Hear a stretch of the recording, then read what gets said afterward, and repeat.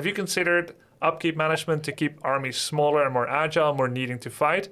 Or do you think you will achieve that via other map objectives, Solnaga watchtowers, relics, maybe capture points, capture the flag, and so on? Yeah, there's a lot of things being talked about here. I'll start with the... Don't forget a single one.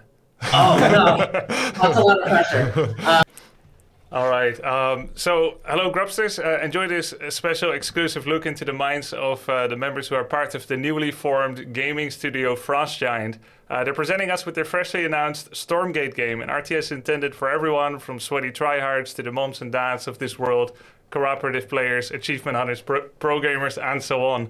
I've got here with me Tim Campbell and Kevin Dong now sitting in their right seat. So thank you guys so much for joining us. And thanks for talking about your new game, Stormgate. Yeah, thanks for having us. We can't wait to show both you and the Grubsters out there what we have in store for you guys. Yeah, we've been looking forward to this a lot. Thank you very much for having us on. Thanks for coming on. I've watched as many interviews as I could with you guys with other people to get up to date to questions that may have already been asked. But I know many Grubsters may not have seen some of those before, so there might be some repetition, but I also have a lot of other questions. Let's do it. That sounds perfect. So one thing, basically the first thing for me that put you guys on the map is that since you announced Frost Giant Studios, you've had practically monthly discussions about really interesting topics around game creation. Can you talk to us a little bit about that process of starting these big topical discussions?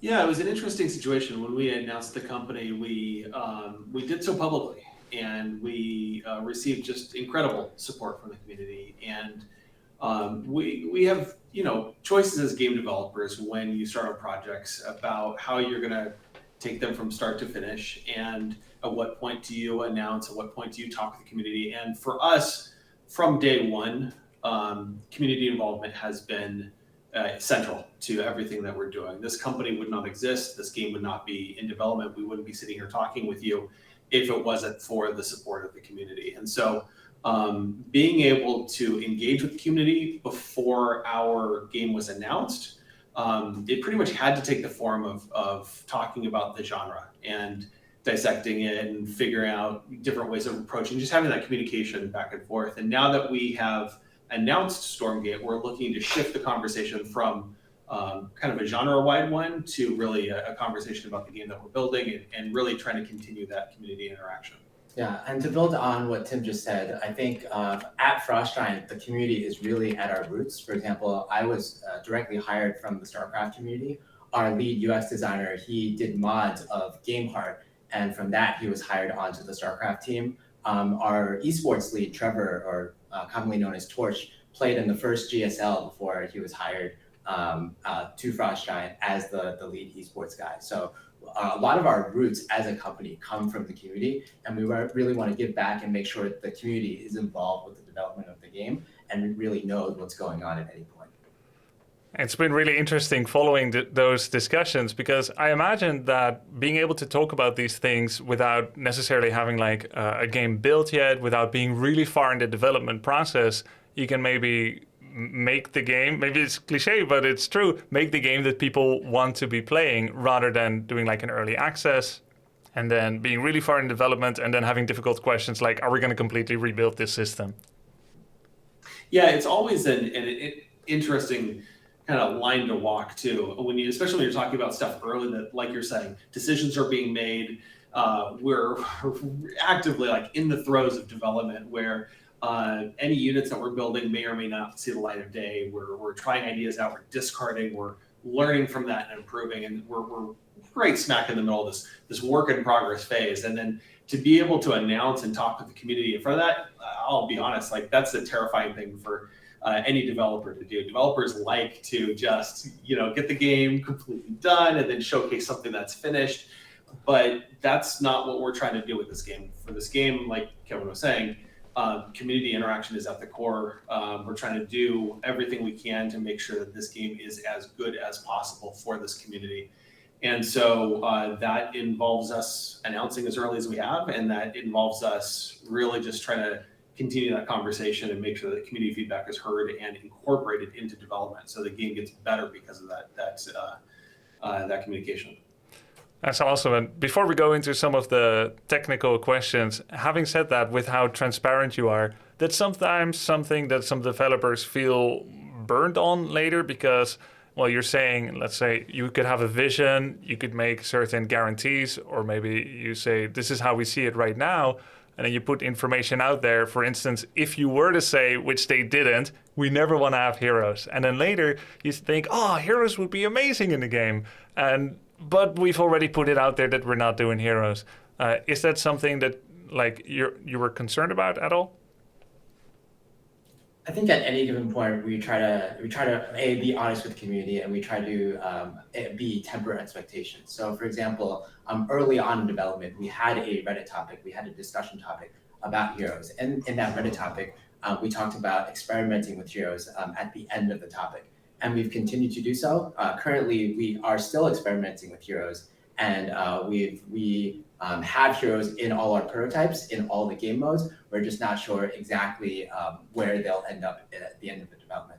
So I think it's a combination of both being honest, and being transparent, and making sure that, hey, if we decide to back off later on, if we decide to reverse our decisions, we at least have like a reasonable explanation and we can explain the design process at which we arrived at that decision.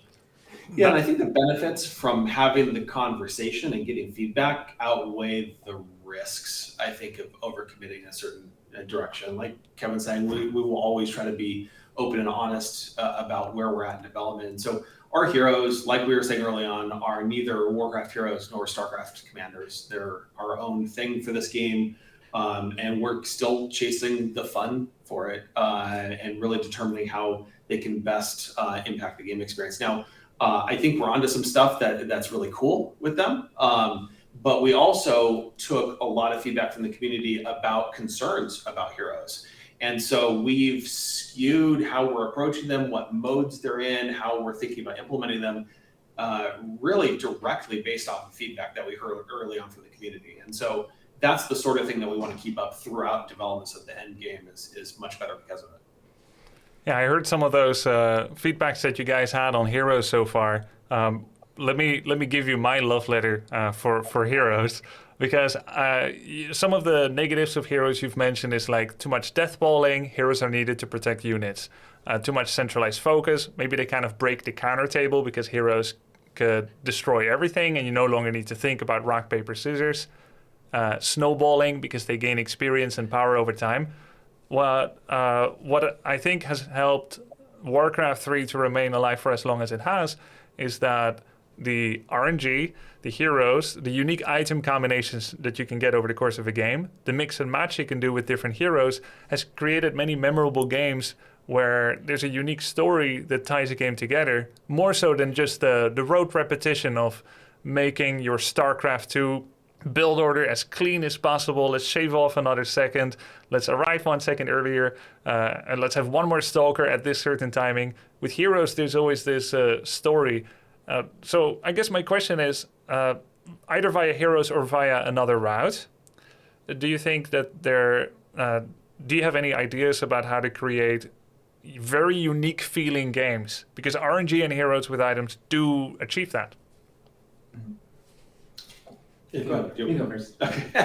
Yes. No, I think that's a really good point about it. Those features definitely were core to the feel of Warcraft and a key differentiator between Warcraft and StarCraft. So what we've said before in terms of how close or how far apart our game is going to feel from Warcraft to StarCraft is we look at kind of the gap between Warcraft 3 and StarCraft 2. And that's about the gap from those games that we're aiming for. So we have some really cool ideas that we haven't shared yet that we're exploring during development, and we'll be rolling more out as we go. But yeah, having the game feel in the family, so to speak, and having the game also feel unique, that's the fine line that we're walking during development. That's, I think, the challenge, but also the opportunity that we're chasing. So yeah. Do you have something to add to that? Yeah, I think like the story built around each individual games, even surrounding heroes, doesn't necessarily have to be surrounding heroes that necessarily level or gain items, for instance. Something that a StarCraft commentator, Rotterdam, has said is that he wishes all the units were named. So he wishes, like, for example, Bob, you could follow Bob the Marine around and you can see he's the first guy that comes out of the barracks and he survives the first engagement. All his buddies have died. And at the end, like, he's still there. He's got like 40 kills, and that's just really, really awesome. So some ideas we can take from there is that if you have like this named unit on the battlefield, that doesn't necessarily have to, it's a special unit. It doesn't necessarily have to level. It doesn't necessarily have to gain items. I think you can kind of create some aspect of that. And the second is even though we're currently going in the direction of no leveling on our heroes, we're still considering aspects of perhaps veterancy, which is like kind of unit leveling on maybe like a faction-wide basis rather than throughout the entire game. One way to differentiate a faction from another. Another way in which we feel like we can vary games is through just very varied harassment. So, for example, that harassment in StarCraft came from the aspect of killing workers often. Killing 5 workers nets you a very different outcome, a very different game than killing 8 workers. In our game, what we're trying to do is we're going to try to more take the Warcraft 3 approach, where the harassment is very varied. You can do it through killing workers. You can do it through killing maybe your favorite, Grubby, killing burrows, although maybe not recently with reinforced defenses. Or you can do it in a variety of other ways. There's very varied harassment in that game, and it's not just about killing workers. There's a lot of nuances about, oh, you do this harassment and you force the player to pull workers, and that damages his economy by forcing him to expend resources to repair. That damages his economy by forcing resources that he's not mining with those workers, the opportunity cost of not mining. And we feel like with these little variations, we can make games feel very varied and have each game be their own little story. That's a great answer. That makes a lot of sense. And speaking of resources, have you settled on any amount yet? 2, 3, 4? Can you tell us any of the resources, what they're named yet? We don't have a name exactly for the resources, but I can talk about the direction we're heading towards the resources. Okay. Yeah, so we're looking in the direction of something closer to both the Warcraft and StarCraft franchises, where there are 2 distinct resources. Maybe not Warcraft 2 where there's oil, but that's another topic. And what we're leaning towards is one resource, which is similar to minerals in StarCraft, where it's less rate limited, and a resource in StarCraft, which is more rate limited, which is like the Vespian tech resource. We like the Vespian resource over the tree resource in Warcraft because it is rate limited. We like the idea that if you scout your opponent has a Colossi at 5 minutes into the game, you know that because you're like a really good player, you know that he can't have double forges, like chrono boosting upgrades at the same time. So that amount of information and that ability for a pro player to differentiate himself by scouting these minute gas timings, we think is really cool. In terms of the primary resource, we have 2 main inspirations. The primary inspiration is from StarCraft 1. I mentioned StarCraft 1 specifically and not StarCraft 2 because in StarCraft 1, each subsequent worker in StarCraft 1 returns a diminishing amount of resources. The first worker you create maybe mines at 100% efficiency, and the second worker you create might mine at 95% efficiency, and so on and so on. We think this does a lot of cool things. Number one, it allows players to, and it encourages players to expand a lot. With this method of economy, you are able to have 10 workers on 2 bases, and that will net you more income than 10 workers on 1 base. So one of our core gameplay tenets is the idea of territory control. We want players to expand their territory, and we think that's really cool to an RTS and really integral to an RTS because it's kind of balancing the risk and reward of gaining more, whether that be resources or control over like a fountain, for example, and the risk of you have to control these territories, so you're opening yourself up to more avenues of attack. The second benefit of a diminishing returns of resources is that of harassment. In StarCraft 2, because there is not that diminishing return, what ends up happening a lot is if you kill 50% of your opponent's workers, they lose 50% of their income. Whereas if you have diminishing returns, if you kill 50% of their workers, they maybe only lose 33% of their income. So that helps with mitigating the impact of harassment. And you don't necessarily lose your entire economy to a widow mine drop. Right. Yeah, and it's not as punishing. And speaking of widow mines, I heard your other interview where you said you're looking to drop the lethality and the reaction speed punishment of some of these units that were sometimes less popular in StarCraft 2, like a disruptor shot, a widow mine shot that would wipe out your worker line that was a lot easier to use than to defend against. And I like that trend and direction a lot. Also speaking about the 2 resources, you're thinking of 2 resources right now, I gather. And yeah, lumber is a very simplistic resource in Warcraft 3 because there are so many of it. So if you were able to mine it uncapped and you can actually build things with it, it could be insane. It would be a completely different game. It's more of like a tech speed limiter is how it works. It matters a lot at the start and then it doesn't matter at all anymore.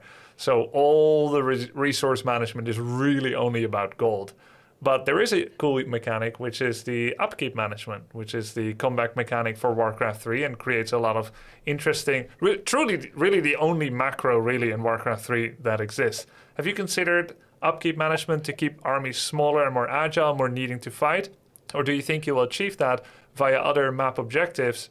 You mentioned area control because of needing to branch out over different bases, but are you also thinking about Solnaga watchtowers, relics, maybe capture points, capture the flag, and so on? Yeah, there's a lot of things being talked about here. I'll start with the... Don't forget a single one. Oh, no, that's a lot of pressure. But with regards to upkeep, that's I can reveal exclusively on the Grubby stream that's something we're experimenting with literally right now in our prototypes.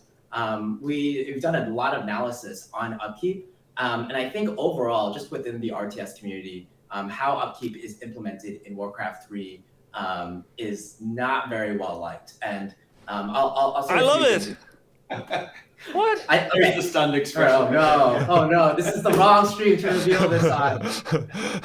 Upkeep is so good, but we should probably have like a post-stream conversation about it, because I'd love to just talk about it without using it for stream or YouTube or anything like that. I love these discussions, but talk to me about upkeep. All right, so I think in Warcraft, upkeep runs into 2 distinct problems that I can think of off the top of my head. The first is that the negative UI feedback around it is really jarring. You have like this big you're losing money, yeah, and you have like this blaring like sound that comes on, and it's actually, I feel for a player, especially a new player, it's like it's communicating to you that you've made a mistake. Actually, you're like, this is wrong. Right? Well, you could just reverse it and say, you're getting bonus money because you have no army. You're getting a little bit less bonus money. You're getting no bonus money. Yeah, I guess that kind of does happen in the game. When you lose some army, you drop under 50 supply and you get that like no upkeep. I'm like, yeah, I must be doing a good job because I'm losing units. But yeah, that's one thing that I think we're really concerned about, is the idea of like, oh, there's this like kind of jarring punishment that doesn't feel so good. And I think the other concerning part is that because of how upkeep works in Warcraft 3 specifically, I think the game revolves a lot around timing pushes at very specific food counts. Like in Human versus Night Elf, for example, you often have like a 70 food push because that's when the human breaks their upkeep.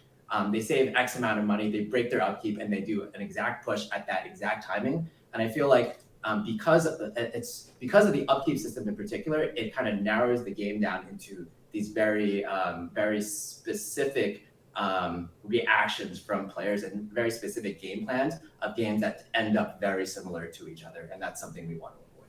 I understand. Yeah. I think your reasoning. But I think it is not true at the highest level. Like when you really get into it, I feel like there's a lot of wiggle room to have different timings. And that's okay. We don't have to see it the same way. But I think it is quite complex, and it leads to some pretty cool decision making. Tim, you wanted to add something? Yeah, I was going to say. I mean, we like a lot. This is an active discussion here, by the way. We get lots of debates about upkeep or things along these lines where there's a lot of aspects of the end result that comes out of upkeep that we really do like. But the upkeep system itself was designed to accomplish different goals for Warcraft 3 than we have. I mean, at the time, it was absolutely intended to throttle unit counts. It was Blizzard's first 3D game. Massive performance challenges, especially with all those interactive trees out on the map and all the other things that we're dealing with at the time. And yeah, it was intended to absolutely reduce the average unit count over games. And that's not something that we're challenged with at this point. So we're really trying to identify the outcomes from Upkeep that we like, the things that help our gameplay, and then design a system around that as opposed to just aping what Warcraft 3 did. Yeah, and for some context here, I don't know how much the stream knows about this, but Tim C was the lead campaign designer of the original Warcraft 3. If you buy me some time, let me be right back. Oh no. I legit have no idea what he's gonna do right now. So I'm a little nervous. A signed autograph from when he was a kid that you gave at some convention. If so, that'd be a surprise to me. Oh my goodness. He's bringing a poster. I'm crazy and unpredictable. Oh my goodness. Yeah, you're keeping me on my toes for sure. It is an autograph. We, at Frostgiant, we take a lot from our roots, and we have all this memorabilia from the StarCraft and Warcraft days. And this is an original Warcraft 3 Reign of Chaos development team poster. And Tim, I see myself a bit. Tim's name, I don't know if the camera quality is high enough, but... How much can I buy one for? Oh my goodness. How much can I buy one for? Yeah, how much is this? Talk later. I actually am not sure who this belongs to. It's Gerald. It's Gerald. Oh my God. He doesn't have to know. He doesn't. Gerald, you can totally have. Yeah. We'll link you up with Gerald. Okay, next question. We only have 36 more minutes, but maybe we can do this again sometime. I was interested to hear your discussions around airplay. Like you, Monk, I think air is a little strong. And you were talking about making air weaker against ground. I wondered, quite simply, have you considered other different dimensions? Heroes of Might and Magic brings in subterranean and ground level. StarCraft, air and ground. Warcraft 2, also water. Age of Empires 4, only ground and water. Have you experimented, and are you serious about right now? Only ground, no air? Is that something you would or could consider? And have you considered, and this is a second question, air only being able to attack ground and not air versus air, so you avoid those zero collision spam fest, who has the faster or the more air units, battles that you said also aren't as interesting, and I agree. Again, a lot of questions wrapped up in there. Only ground. What do you think about only ground, no air? Only ground. Okay, so that is a discussion that we've actually had on the team before. Specifically, we take inspiration from the Company of Heroes franchise, where that is a game that essentially only has ground units, but it uses air call downs.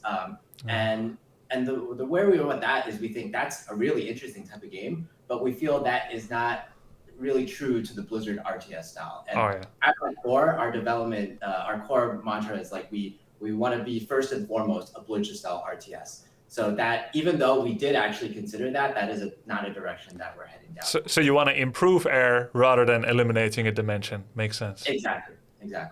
I think shifting the proportion of power in every player's army from being, especially late game, so predominant towards air and being able to pull that back. So it's really focused on land. That gives us, I think, better opportunity to explore different terrain types and their impacts on gameplay. And that's an area that really excites us. Yeah. Makes sense. With regards to other terrain types or other like a subterranean or a naval terrain type, I talked about this in a few interviews with regards to naval play. The two aspects of it that I dislike are the idea that number one, it's limiting to map makers. Because like in Age of Empires, you have the scenario where half your maps are land-based and half your maps are water-based, and you have a scenario where you either limit the map makers to you always have to have water on your map, or you force them to create a map that eliminates a third of their possible units that they can build in the game. A second reason why we don't necessarily want to consider naval play is the idea that with naval play, it can often be a trap for players to build naval units or it can be a trap for players to commit to a certain unit type. The example I like to give is if you build too many submarines, you're often like really screwed with the idea of like, oh, they have tanks and I built this unit that I can't engage with these other units with. And there's not really like a unit like that, like let's take, for example, Warcraft 3. Yes, the only unit that can't attack ground, the only air unit that can't attack ground is the Hippogriff. But even the Hippogriff has an opportunity for you to sit an archer on top of it, and that allows you to attack ground, even though that might be not the best air to ground. Yeah. It's an outlier on the team too, because I've loved Navy since, I don't know, the giant turtles in Warcraft 2, and tried to pay them an homage with the squids and the dolphins in Red Alert 2. So I've been a fan of naval creatures for a while, and that said, we're not doing Navy at launch.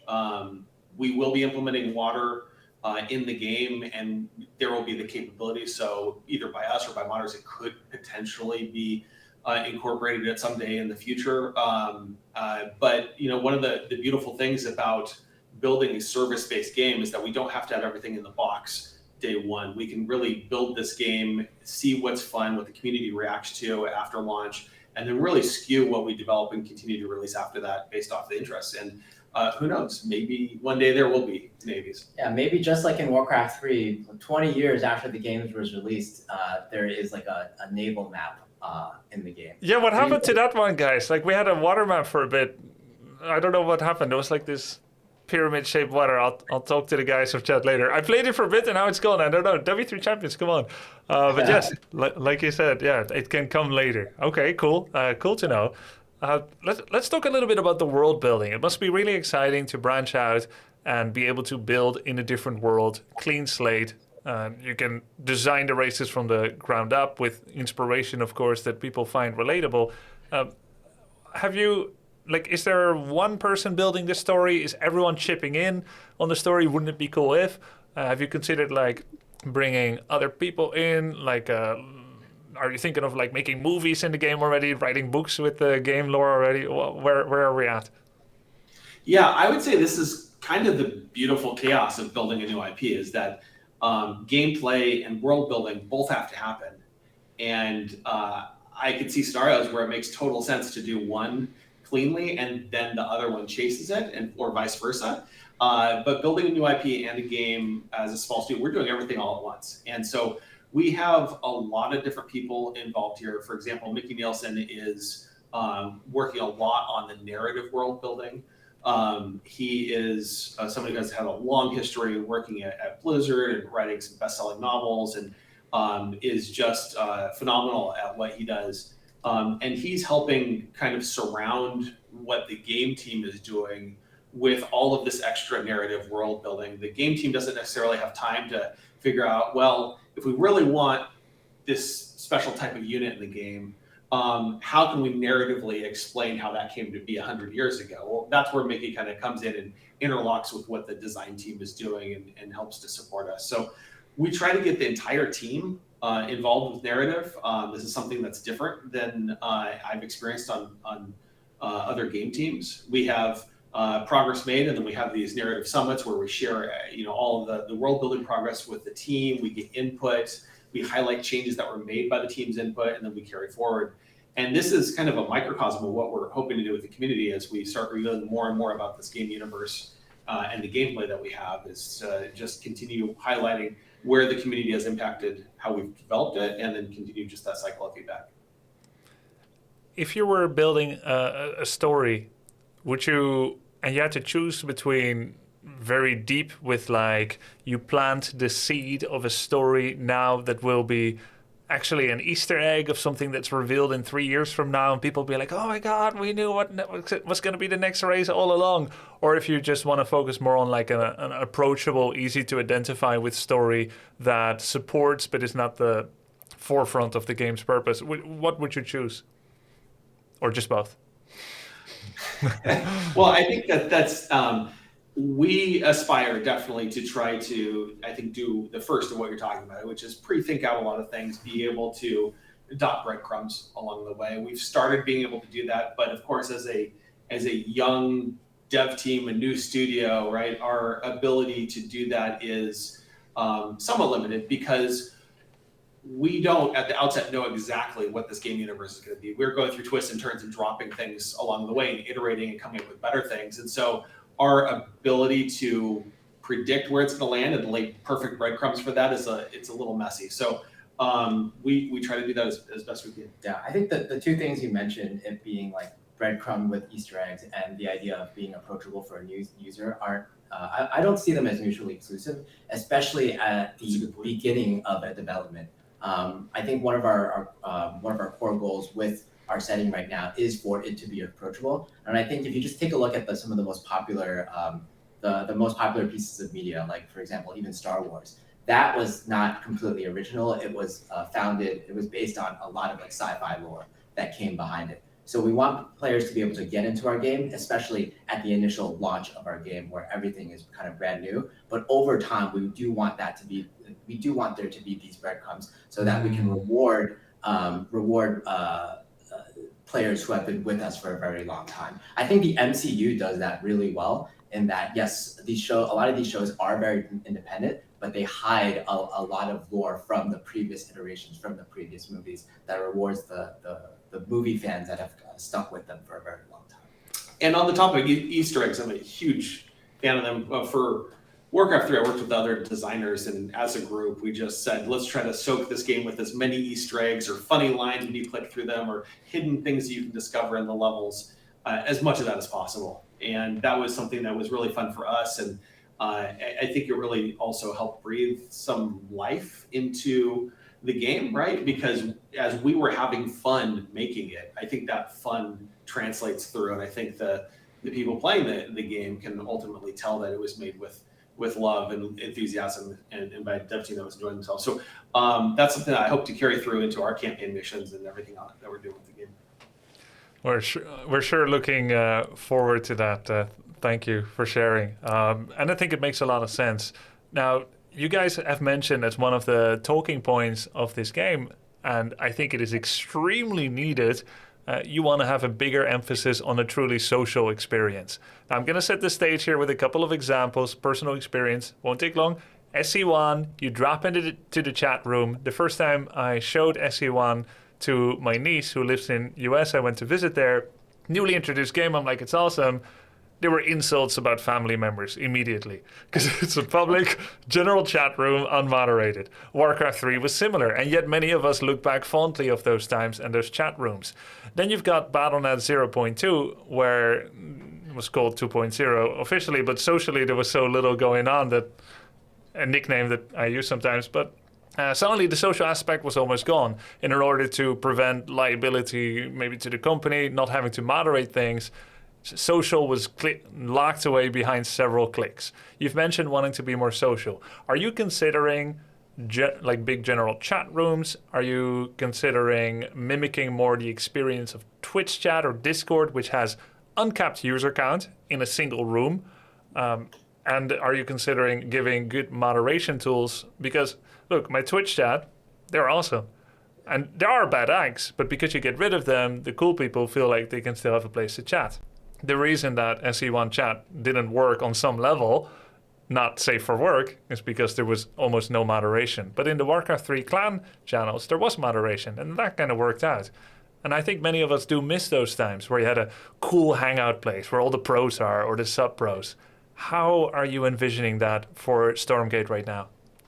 I think that feel of what you're talking about is absolutely what we're going for. I think the exact implementation is something that we're still figuring out the right mix. Obviously, Warcraft 3 came out in a time where there wasn't Discord and there wasn't Twitch, and how do you encapsulate that sort of feel in today's age and keep it modern or relevant?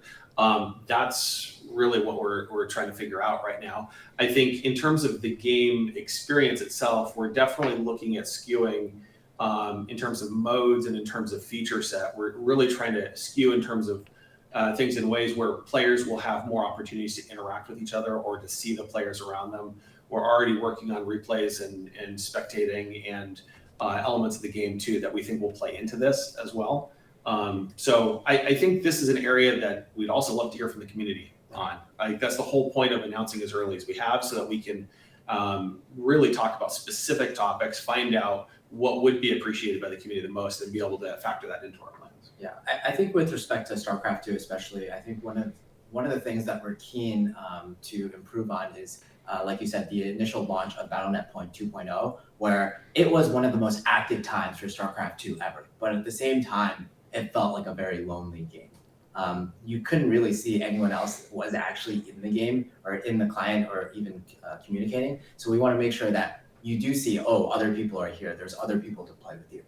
That being said, I think every few years, the climate around chat really develops. And right now, I think we're, at least in the Western scene, we're in the era of Discord. And you have a lot of these Discord channels where people hang out there. It's been such a long time, and I don't know if this is because of how StarCraft 2 works or its chat functionality, but it's been such a long time since I've actually met someone in StarCraft chat. Yeah. It's a lot mostly through, and this is the same for Warcraft as well. It's mostly through other Discord channels where I've met people like the Warcraft 3 gym, for example, and I've met new friends to play these games with. So that's something we're heavily considering, and we want to see like what is necessary in our game and what will most help people. And one of the answers might be Discord integration rather than something that is like strictly built for chat. Interesting. Very interesting. Good luck with working that out. I hope we can bring the social back in gaming, because I love gaming the most when it is a shared experience with others. There was a good question from my community, which was about multiplayer servers. As you may know, Brazil has an amazingly big and passionate fan base regarding Warcraft 3. But by Blizzard, they've almost always been ignored in terms of server support. Similarly for Australia or Singapore or New Zealand, we had 4 central servers in Blizzard Warcraft 3 servers and SC1, but W3 Champions has secured dozens of servers to create a truly global multiplayer ping experience. It doesn't seem difficult, yet Blizzard never did. Are you looking to do, and I guess, are you looking to do a global matchmaking? Is question 1, and 2, will you also think of some of the more, to us, remote regions like Brazil and South America? Well, one thing we are doing constantly is we are actually in constant talks with the Warcraft 3 Champions team. Oh. I myself am not an expert on global networking, but a lot of them are. So we're getting constant feedback from them, and we're sharing a lot of notes throughout. With regards to global matchmaking, we don't have any plans yet around that we can announce, but that's something that I think we are indeed looking into, and something that I think we're probably at the very launch going to be moving towards direction of what StarCraft 2 is doing, where you are more matched with people within your own individual servers for more catered and low latency experience. I see. Interesting. Very interesting. Okay. And we'll hear more about that later then, whenever you're ready to share. Question about how much of the game's pacing and flow is designed with in mind whether a person that's playing it still has brain cells for other things. For instance, SC2 is really hard to stream for me because there's no brain cells left to talk. And Warcraft 3 is a little easier. It still gets pretty intense, but I can talk a little bit like, flaming your allies in 4-on-4 under your breath. And in Heroes of the Storm, it's a lot easier just because it's a little bit less intense. There's a little bit more calm moments, and that's so easy to stream. Would you have you come at points in your discussion where you think, we can make the game super try-hard, hardcore at the highest level, but we also want to make sure that this is a healthy streamscape for future content creators, for instance? No self-interest in this question at all. So what I would say there is we're looking towards both ends of the spectrum. One of our main tenets is with regards to gameplay is we are trying to lower the skill floor without necessarily lower the skill ceiling. And what that means is we're going to try to make it so that if you're a complete newbie, you may be able to perform at, let's say, 50% of the capability of like an absolute pro player. So I would say that we are trying to hit levels where if you're absolutely tryharding, you're gonna have the opportunity to kind of like multitask at the level of let's say a StarCraft 1 or a StarCraft 2. But if you want to communicate with chat, if you want to engage with them, and you maybe are only using like 80% of your brain cells, you will be able to get to a place where you will perform better than in those games. I see. Interesting. You mentioned lethality earlier, and that's something that we're absolutely looking at as we iterate on the game pacing. But generally speaking, we're looking to extend the time to kill, so it takes a little bit longer for units to die. That creates some space where we think that there's some good skill expression that we can squeeze out of buffs, debuffs, heals, reactionary play, and that also I think. I think that opens up the door for somebody who is maybe newer and plays less optimally to just enjoy, because they're probably not going to be filling up that extra space and pacing with all of those extra, buffs and debuffs and whatnot that they're doing. So they would probably actually feel a little bit easier pacing from their perspective. But as you go up kind of the skill ladder, you would find ways to squeeze more and more efficiency out of that time to pacing. Yeah, and with respect to your question specifically, a good example is in StarCraft 2. If you're not paying attention and a disruptor comes from off the screen to hit you, you're going to lose like 20 Marines maybe, right? But with lower lethality, what happens is you maybe lose a third or a half of your HP, and then you are still given some time to react. And even though you've lost like a third or half your HP, that's still significant. You are able to kind of retreat and make decisions around that particular instance. I think that's a very healthy way to look at it and to design a game in. So that sounds great. I wanted to ask something kind of out of left field. Have you considered all unit? We know about the mothership core and that you don't think it's like necessarily amazing how it worked in the game in StarCraft, and that you're thinking about heroes. And that's a one unit cap essentially. You've got a unit, the cap is one. That's a hero type of unit. Have you thought about other arbitrary amounts of unit cap? For instance, you can only have 20 Marines, you can only have 3 carriers, or whatever units you're going to be having in Stormgate. Yeah, one thing we've learned a lot about RTS development from the development of StarCraft 2 co-op commanders. I'm not sure how much you've engaged with those, but in some ways they are sub-factions of the core StarCraft races. But in some other ways, they're actually completely new RTS races. Yes, I've played them. Yeah, so one of the coolest and most well-received co-op commanders is Nova. And what Nova's thing is that she can instantly call down her units, but let's forget about that. But she basically has unit chargers instead of production. So every 60 seconds, you get a charge of Marines and you get a charge of Marauders, for instance. So in that way, it's not necessarily limited to a certain number, but every 60 seconds, for example, you can only make 1 Marine and 1 Marauder and 1, let's say, Siege Tank, for instance. And this encourages a lot of diversification and encourages players to not mass a specific type of unit. People really love playing in this playstyle, and we're taking a lot of inspiration from something like that. I think it achieves a lot of the same goals as what you're describing with the hard unit caps that are not hero specific. And that's all I have to say about that. That's enough. Next question. How do you intend to make losing fun? Winning is, for most people, almost always fun. With regards to having fun while losing, we want to make it so that the game is not necessarily all about winning or losing a particular match. One way we can do that is with more well-thought progression. In Warcraft 3, there wasn't really any out-of-game progression, and in StarCraft 2, it was kind of infamously limited to level 60, and you didn't really get many cool rewards around that. So first of all, number one, we want to make it so that even though you lose, you maybe get some out-of-game experience, and you are earning something towards that with every game that you play. Second of all, we want to be able to allow you to track additional stats. In StarCraft 2, you're only able to see, hey, my APM was on average higher, my time supply box was on average higher. And we want to expand on that and allow you to see, these are the ways I've improved, these are the ways I could do better in the next game, such that every game is not necessarily about the outcome, but about the improvement involved there.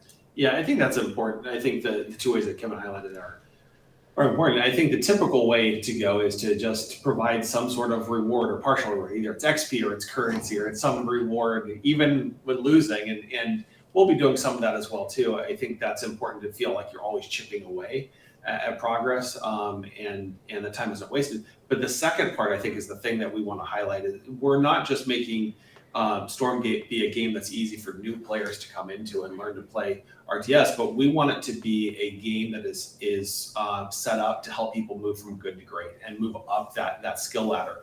And so I think as long as we can share a lot more stats, a lot more information about how your performance maybe differed from the previous games that you've played, highlight, like Kevin was saying, areas of improvement, and maybe flag areas for you to put particular effort in next time, then we can help players along the way. And then it feels less painful as just a one-off loss, and it feels more like another rung on the ladder that you're going through, whether it's a win or a loss. Yeah. RTS is not necessarily about the destination, Grubby. It's sometimes about the journey and the friends you make along the way. Amen. And that is why we love RTS. Not Gordy. And I wanted to ask you something about the activities you can do inside a game, besides resource expanding. So in StarCraft 2, sometimes famously, you can kind of be out of hobbies. If you've already kind of occupied all the bases, you can have a stalemate scenario where defender's advantage is greater than attacker's advantage.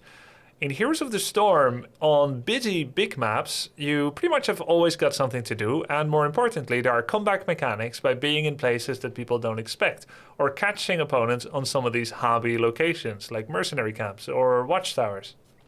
And in Warcraft 3, there's also almost always hobbies to do, because whether you're winning or losing in the direct confrontation, the map size, upkeep management, then there are creeps in many, many different places, and it's really only when the creeps run out that there may not be much to do. And on maps where there's only one expansion for both and not many creeps, those tend to be the stalemates. What kind of hobbies, additional activities besides, winning, straight up killing your opponent, what are you considering? Are you considering capture points in traditional one-on-one competitive RTS play? So with regards to capture points specifically, I know you've probably watched a lot of interviews. Yes. But, to summarize this, we're looking into separate win objectives in our core 1v1 mode and our looser 3v3 mode, which we expect will have more objective-based play. Mm-hmm. One thing that we're considering for all modes, like you kind of alluded to, is the idea of creeps, which is like a kind of a mini objective. Our analysis of creeps in Warcraft 3 is that, yes, they are these what you call little things you can do across the map, but you also recognize a negative of them in that once you run out of creeps, the map kind of becomes a turtle fest, right? Once you run out of creeps, the objectives no longer exist, and you're just kind of camping on your own bases. And on Echo Isle, sometimes you just camp to 100 and smash at each other, right? You mentioned the most guilty map of this mechanic. Yes, that's true. You're aware. But so one of our ideas we want to experiment, we're experimenting with right now is the idea of respawnable creeps. These kind of mini objectives that always give you incentive to go out into the middle of the map, to go out and engage with your opponent. This encourages players to get out on the map and kind of fight over these little territory points in order to have like small victories, even though you might be losing. What will creeps do when they don't give experience or items? Yeah. So if you think about some of the things, for example, that creeps do in Warcraft 3, besides giving XP or items, they give gold, right? They give resources. Some of them drop cool runes, like there's synergy drops like a rune of speed, right? There's like watch reward, healing ward, and of course, when you clear a creep, you gain access to an area or a doodad that you may be able to interact with. Exactly. So we're taking a lot of inspiration from some of those things, and especially in the 3v3 mode, we want to experiment with like new types of things that creeps can drop that benefit the entire team. Okay, very interesting. Population cap, 100, 200, 400, variable per race. Yeah, that's one that we're still iterating on, and probably will be for a while. Right now, we're targeting 200, but we're experimenting with different unit densities for the different factions. We really like the idea of having the factions be even more asymmetrically different than they were in Warcraft 3 or StarCraft 2. So we're trying to push beyond that. And so even with a consistent unit cap, we can make one of the factions play in a way that's totally different than another by emphasizing fewer units, whereas another one may have much more numerous units just by having cheaper population costs for them. And so we're experimenting with that right now. We'll see if that's something we stick with, but that's at least where our heads are at currently. Okay. And in terms of resources, in Age of Empires 4, there are infinitely renewable resources to a large factor for gold and food. Wood is virtually limitless on most maps, and even stone has a small infinitely renewable resource mechanic. It reminds of StarCraft 1's Vespene gas that never truly runs out, though runs on a very small fire. What is your perspective on infinite resources? Are you planning any of them, or do you want resources to become scarce in the late game? We don't have strong thoughts around the renewable resources in the late game, although we are leaning towards the idea of something closer to that of StarCraft 2, where you do run out of resources early on, which encourages you to expand. One thing I can share with you from our prototypes is that we kind of went too far in the opposite direction in one of our playtests. And what kind of happened is that one team, there was like a huge fight, and both sides lost their entire armies, but one side had more expansions than the others, and their mains ran out, or their naturals ran out. And it felt really bad for one team to be able to remax and the other team to not be able to remax. But the team that was like way more powerful didn't realize what was happening. And so they just like kind of played it out in like a regular game. So we're really careful about not making like this situation where even though the battle was really impactful, you're still not able to come back into the game because resources ran out too early and you feel like too much an incentive to constantly expand over the map. Well, you mentioned Age of Empires also. One of the things that I really like about the resources is how they treat food. There's multiple mechanisms for getting food. Different civilizations can have different advantages. They different types of food gathering kick in at different points in the game. There's a lot of really interesting design subtleties around that resource. And so as we are iterating with our resources, that's the sort of idea that we kick around, we talk, and we see if we can incorporate things along those lines into our model and have that wind up being really, I think, just an additive to the experience in a way that hopefully opens up interesting new tactics. Yeah, you mentioned, we talked about resources before, and I think in terms of asymmetry of gathering resources, you kind of have on one end of the spectrum, you can have the StarCraft franchise, and the other end, you have like the Age of Empire franchise. I think Warcraft 3 kind of lands somewhere like in the happy middle where like there is that asymmetry, but there's only 2 resources and there's more limited asymmetry. I think where we're looking to eventually end up is something somewhere between Warcraft 3 and maybe Age of Empires, but maybe closer to Warcraft 3. What we've learned recently, or what we learned in development just overall, is the idea that, asymmetries on paper I think sound really fun, but I think there is a point at which you overwhelm players with asymmetry. For example, if like you introduce them to the human race, right? And then you have them fight against the Protoss race, and the Protoss race works completely differently from the human race. It can be very difficult to understand, hey, this is how my faction works. What is that other faction doing? Like, it just like works on completely different mechanics, right? Yeah. There's a lot of fun ideas to explore there too that I don't think we have the final recipe in hand yet, but that we're really trying to push towards just fun ideas and interesting mechanics. There was a brief anecdote. I know we need to move on to other topics, but there was a brief time in Warcraft 3's development where the Mountain King's ultimate was to actually create a gold mine. Okay. That did not last long during development. That quickly moved out for various reasons. But that was a fun attempt to try to work in another twist to economy by allowing a hero to be able to actually extend and magnify their resource gathering. And so we're really trying to not do that exactly, but we're really trying to lean into new ideas that we can do within this sort of framework of 2 resources and 200 supply cap, and still explore new design space. Is that going to be added to Grubby Craft? I was just going to say, we'll be your guinea pig, and you can see if you like it. Can we do this, guys? I know there's a lot of community figures here watching.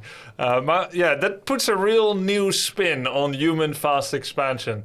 It could really help Mountain King first. Thank you for the idea. Yeah, especially back in the Reign of Chaos days, you could creep to level 6 and make a gold mine, right? Could you? You could. I remember there's a creep route. You could creep on Plunder Isles as a Dreadlord, creep to level 6 without like the EXP. Yeah, sure, yeah. Just rush Infernal. Yeah. And kill your opponent. Oh yeah. No, I thought you said make a gold mine.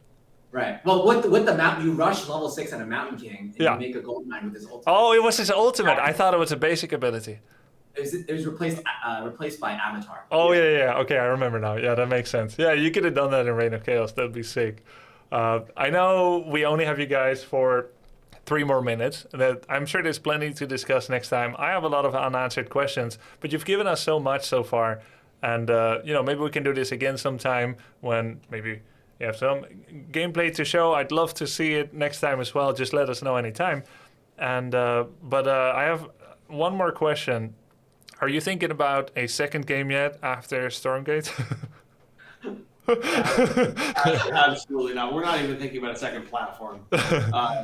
We are, and I know it's just to be clear. Like we're a small company. We are 100% focused on Stormgate and Stormgate PC specifically. This is what the company's here to make, and that's what we're focused on.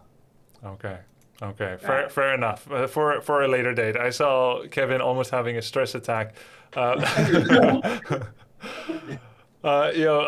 you guys both so much for joining our community of Grubsters here and sharing some of your dreams and visions and plans and work on Stormgate. We've learned much, and we'll continue to look forward to more news that you guys will be releasing, more exciting news about Stormgate.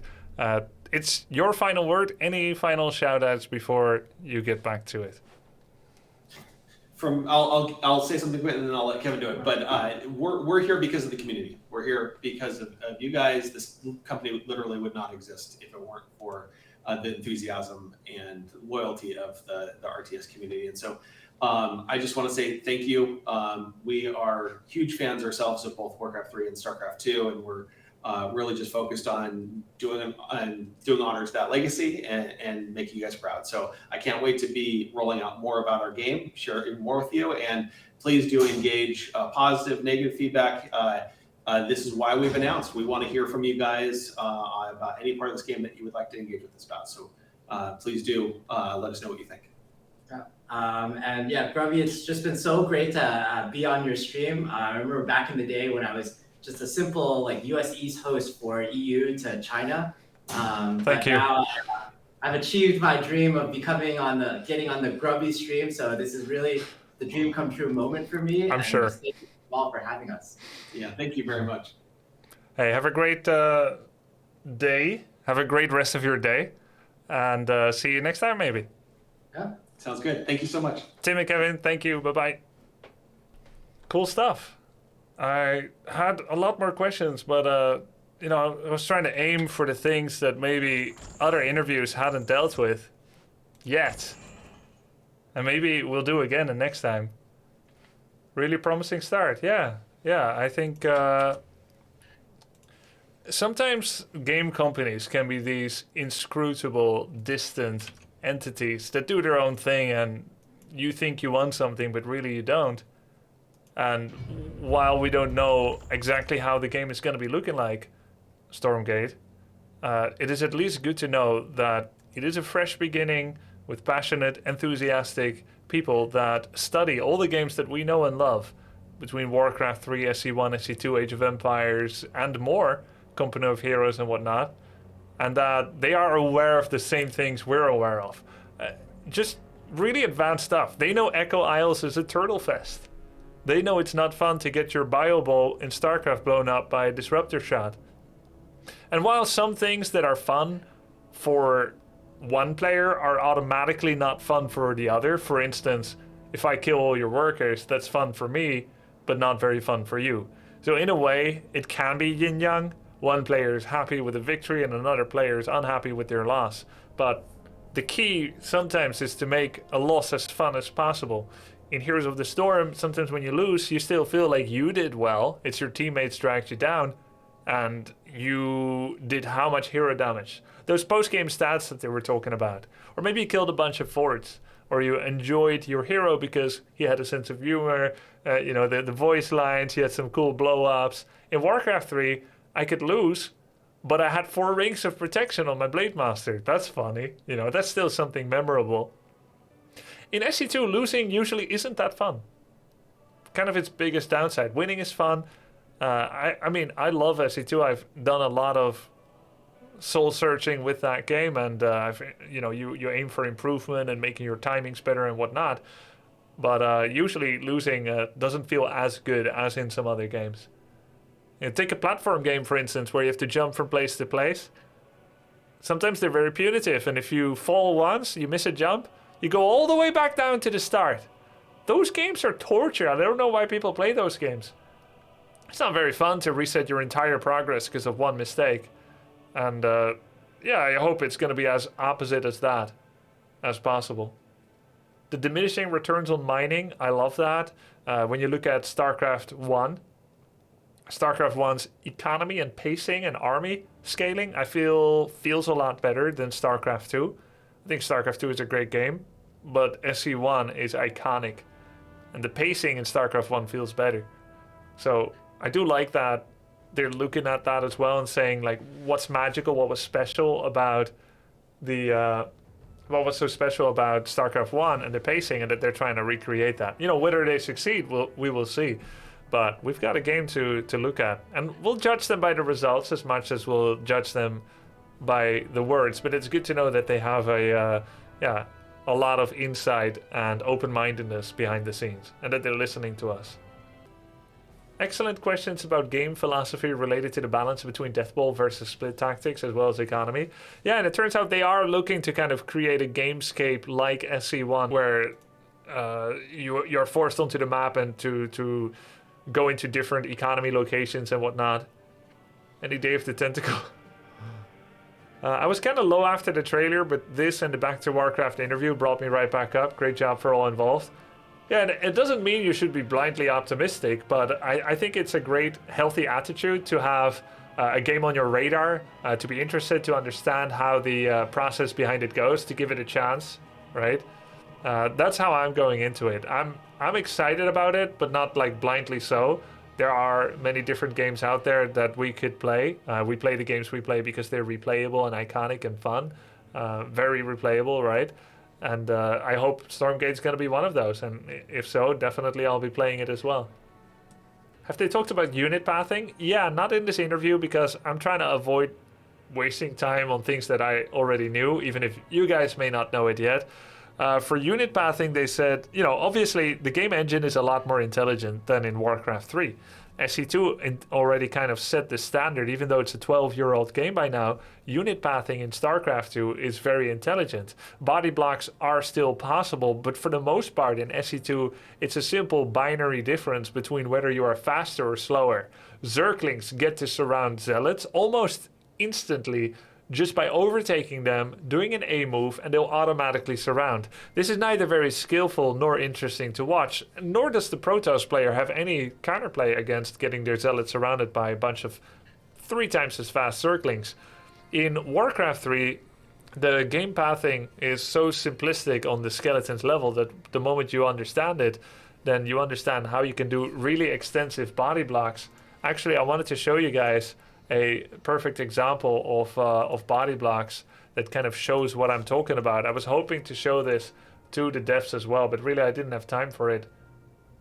If you take a look here, this is me using the grunt. I'm actually going to slow this down just by a half speed.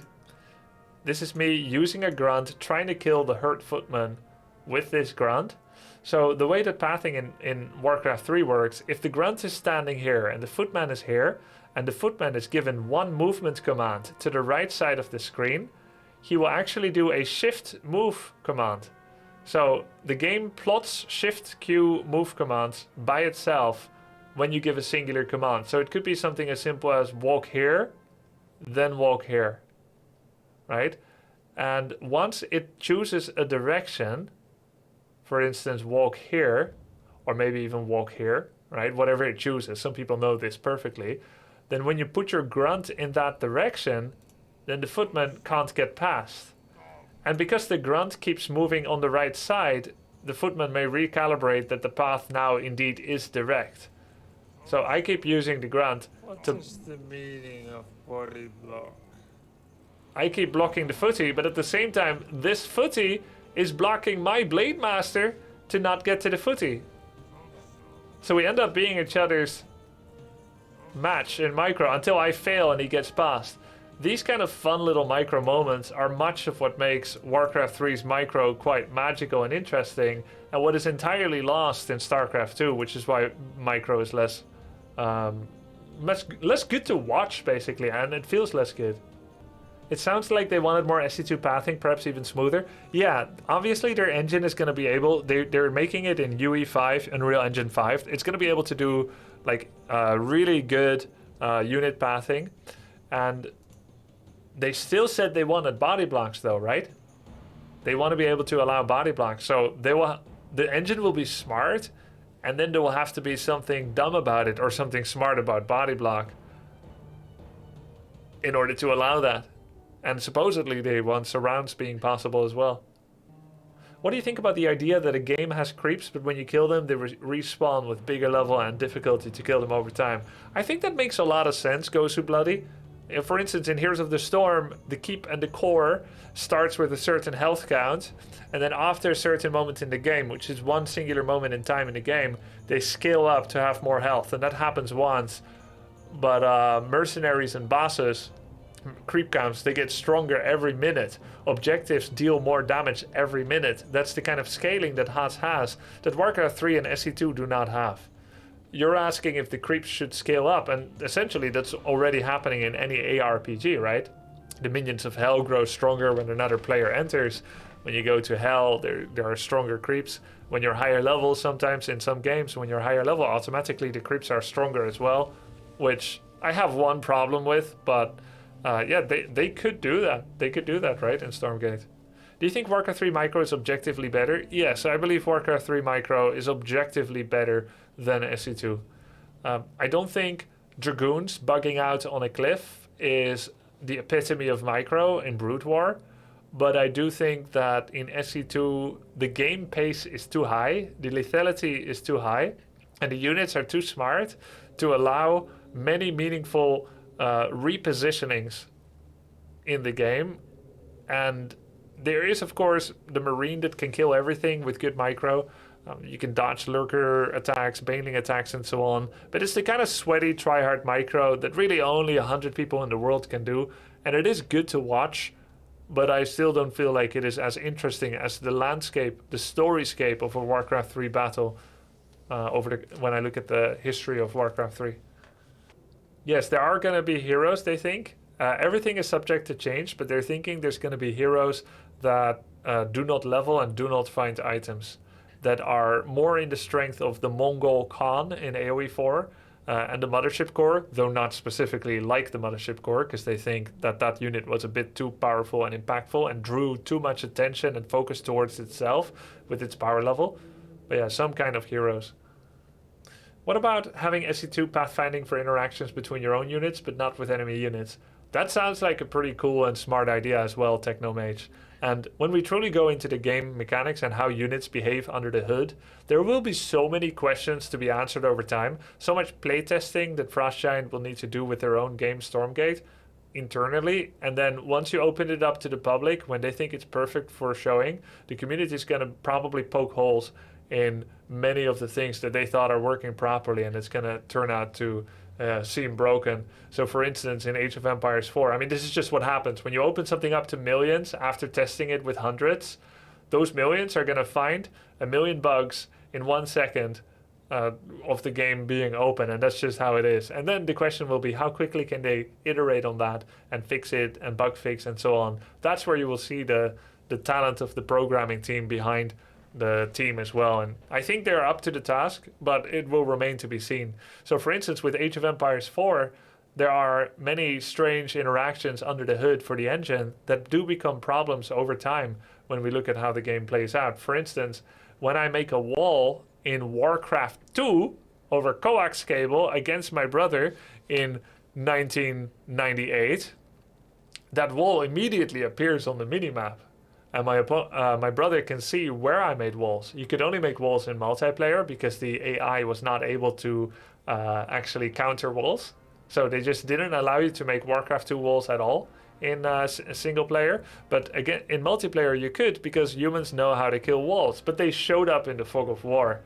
In Age of Empires 4, they also show up in the Fog of War. And so you would look on the minimap, you wouldn't see the wall, but you would see the black shadow of the wall. So anytime you look at the minimap, if some enemy made a wall there, you could see it immediately. This is like a form of unintentional, legitimate map hacking. It's an exploit, right? But you don't even have to do anything for it. Then Relic removed the ability to see walls through the Fog of War. But if you take a villager and you start a build wall command and you're looking to paint a wall somewhere, then it shows existing walls again from your opponent. So you've recaptured the exploit of seeing through the Fog of War and seeing your opponent's walls. And I do this like in Age of Empires 4. I'm like, does he have a wall there? Build wall, look, oh yeah, there's a wall there already. And like, that is a mechanic, and the reason I started doing it is because it's been 9 months since release. It must be a feature then. You know, so some of these things. What about like when your opponent walled off one half of the map, your unit knows it. You don't know it, there's a Fog of War, but your unit knows it. So when I say, let's say that this Warcraft 3 frame is actually a lake, and my daily goal, my sub goal, is covering the left side, and my unit is here, and I want to go to my name Grubby in the top left. I'm like, go there, and I'm expecting him to go like this, right? But no, he's going like that. Now I know the daily goal is blocking the left side. I know he made a wall there. So there need to be certain intentional dumbness of the Pathfinder to make a good game that isn't exploitable, to not have unintentional map hacks, and that takes a lot of building of a game. Yes, they are thinking of heroes in one-on-one right now. And I saw your question, Neo. Can someone explain what the Khan does in Age of Empires 4? Basically, what the Khan is, it's a unit that you start with in the start of a game. And it can give 3 different boosts per tier that you have unlocked. You start with one. When you level up to tier 2, then he has another. And when you go to tier 3, you have another one. Either you give movement speed or armor or attack speed to the army that is directly around him. He also has a small attack himself, and he's fairly tanky, and he can scout well. So that's the kind of hero that they have. And he respawns in 2 minutes if he dies. So he always keeps coming back. And that's a unique asymmetry in Age of Empires 4, and that's the kind of hero that they are thinking kind of works well, and that they may want to have some like that in their game as well.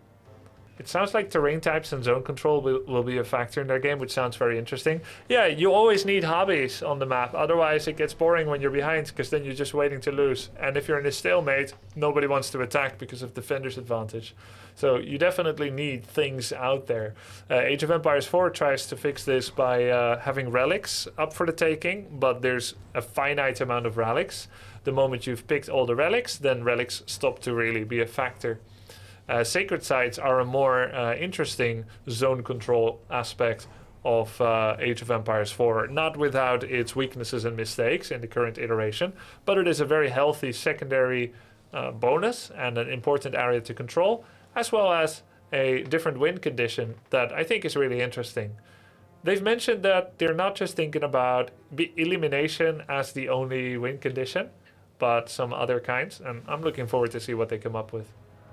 What do you think about keybinds and keyboard tricks artificially increasing the skill gap in RTS? For example, SC2 warping in gateway units, you can keybind, click, keybind, click, keybind, click, summon 3 units, or you can hold down the warp in key and just scroll across.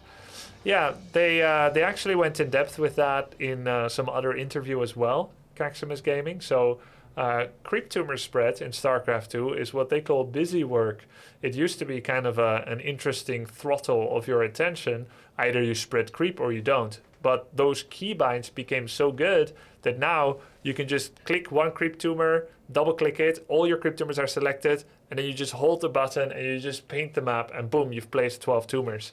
It has become easier because players are better and control key understanding has become better.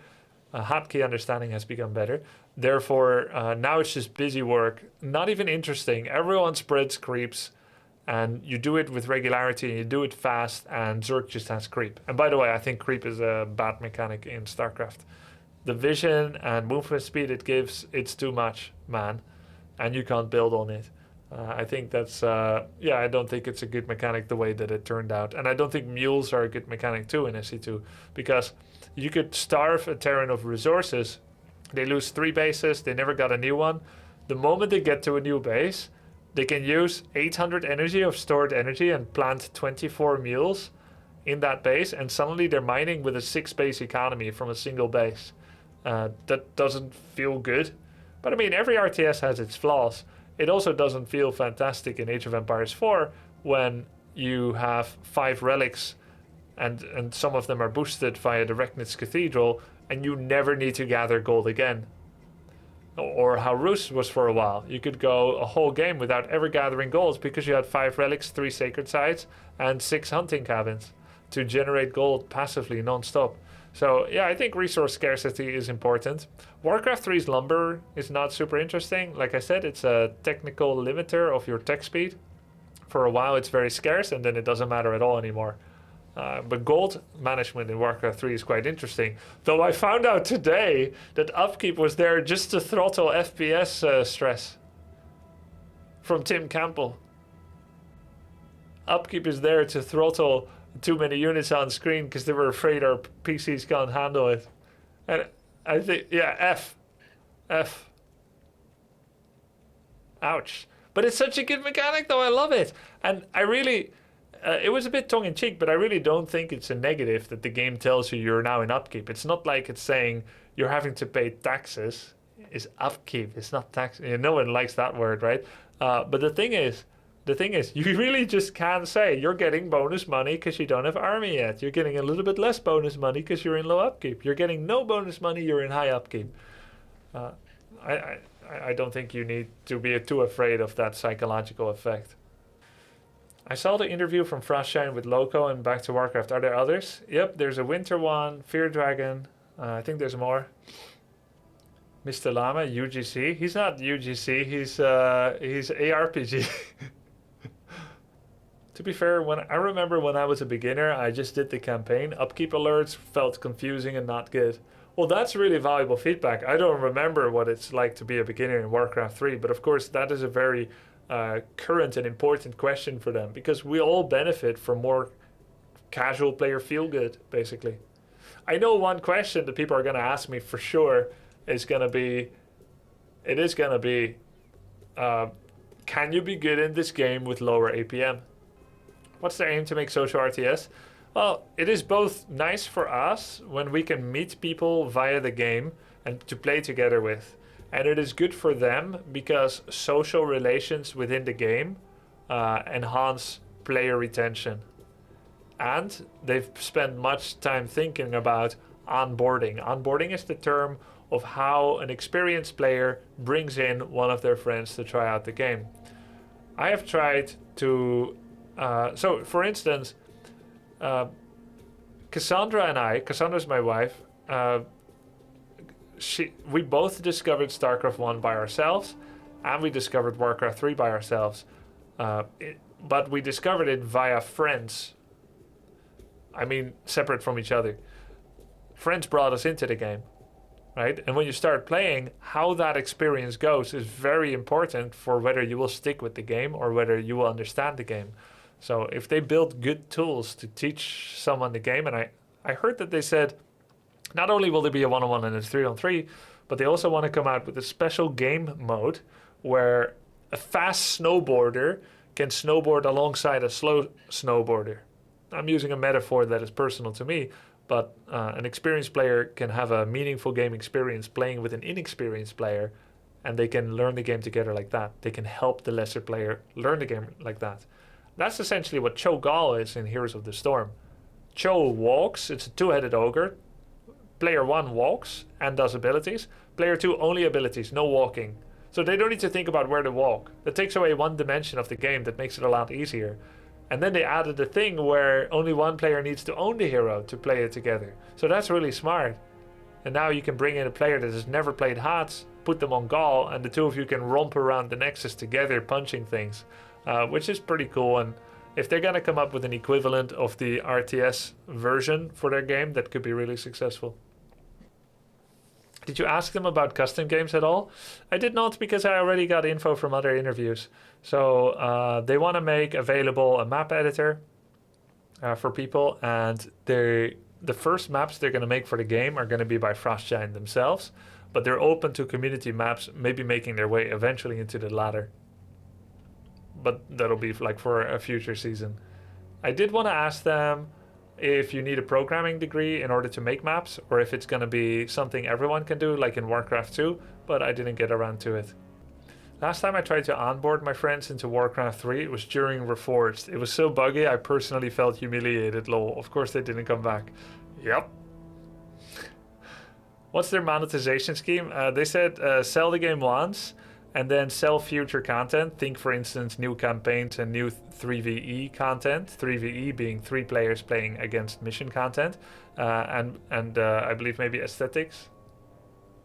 They said it'll never be pay to win and never, what do you call it, the crypto thing, NFTs. Oh, sorry, it's free to play. No, never mind. Why did I'm confusing it with other things. It's free to play. They will sell future content. Yeah, that's right. No, yeah, they're gonna sell it once for $0. You can buy Heroes of the Storm for free now, right now as well. Yeah, free to play, sell future single or PvE content, and maybe aesthetics. Yeah, free to play, which has its own drawbacks as well, like smurfing, but it does make it more accessible. How would you design levelless and itemless heroes to be fun if you were in charge? I don't know. I think I would give leveling. I love leveling heroes. Yeah, I do. I love leveling heroes. I think it makes games feel unique. My greatest concern is that games won't feel unique enough without heroes and RNG. That is my greatest concern, because Age of Empires 4, SC2, SC1, eventually they may get boring to me because one game feels like the next. And I want every game to feel unique. And they still do. I just had a 4-on-4 where my Fireseer had a Lightning Orb and my Shadow had an Orb of Venom. I had 2 Staffs of Preservation and I had a Cloak of Flames on my Tarn Chieftain. I don't think I've ever had a game like that, despite having many thousands of games under my belt. Is there an estimate on release beta? Yeah, 2023. So that's a pretty big window. Games feeling unique secures great replayability. Yep.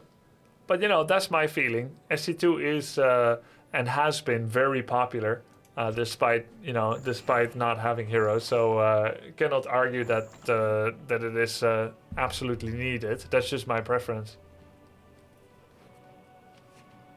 The answer to the unique question was not enough. No, yeah, I think so too. But like, they're not going to have an answer for everything, right?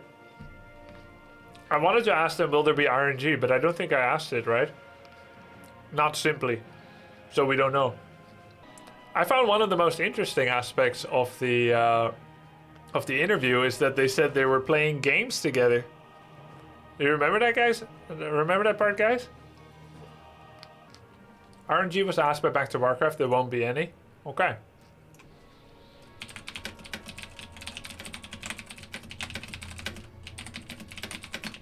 I see.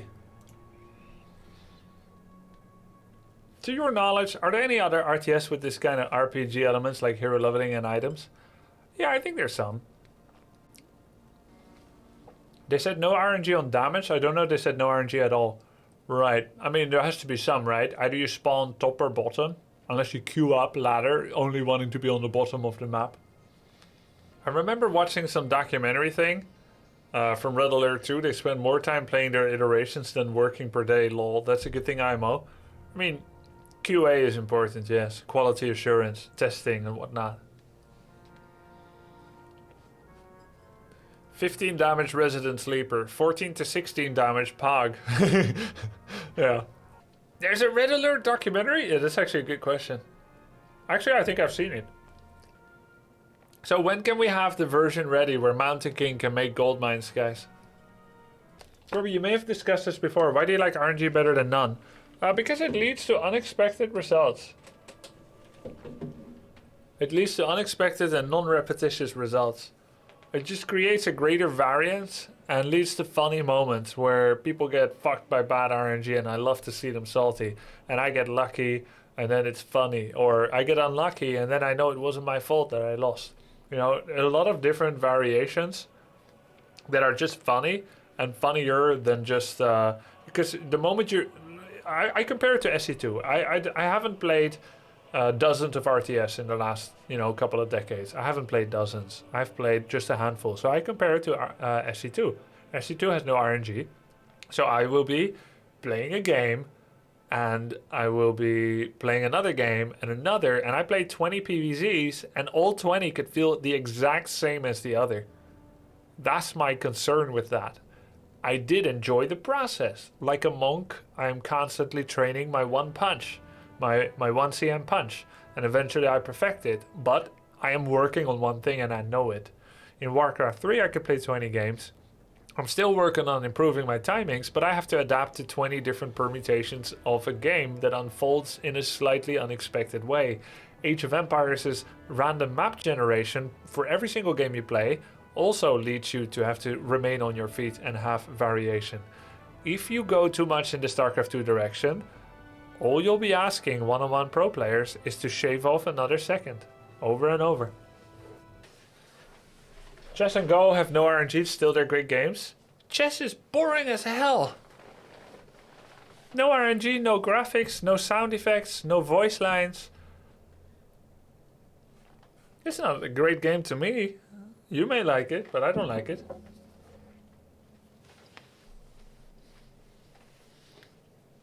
Chess has been figured out by bots. There's nothing else left to discover in chess. The only thing that's enjoyable about chess is if you are bad at it. Because you're not the best, chess will never last. The computer already beats humans. Everything else is inferior to the computer.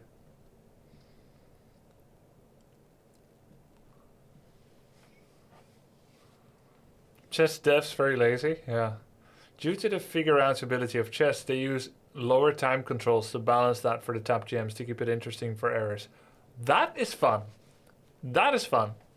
I agree, I would find chess fun when you constantly push that limit of how fast you need to think.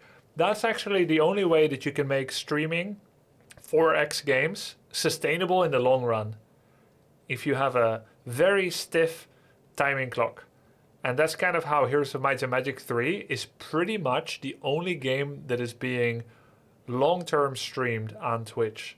Is because they do play their multiplayer in a timer.